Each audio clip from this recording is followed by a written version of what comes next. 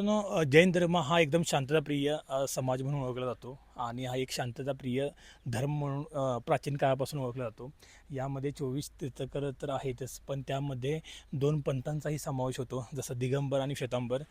सद्यस्थितीला आपण आहोत कोल्हापूरमध्ये. तुम्हाला माहिती आहे की भारतातील सर्वात जास्त जैन समुदाय जो कुठं आढळतो तो महाराष्ट्रामध्ये आढळतो. एकूण जैन धर्मापैकी 31% लोकसंख्या ही जैन धर्माची ही महाराष्ट्रात आढळते आणि खासकर महाराष्ट्रात सगळ्यात जास्त जैन धर्माचे लोक ही कोल्हापूर जिल्ह्यामध्ये आढळतात. सध्या आपण आलो आहोत हातकणंगल्यामध्ये असलेल्या कोणतगिरी या ठिकाणी. या ठिकाणी दिगंबर पंथाचे हे तीर्थक्षेत्र आहे. तुम्ही या ठिकाणी नक्की आवर्जून भेट दिली पाहिजे. एकदम शांततामय वातावरण असलं हे ठिकाण तुम्ही पाहू शकताय.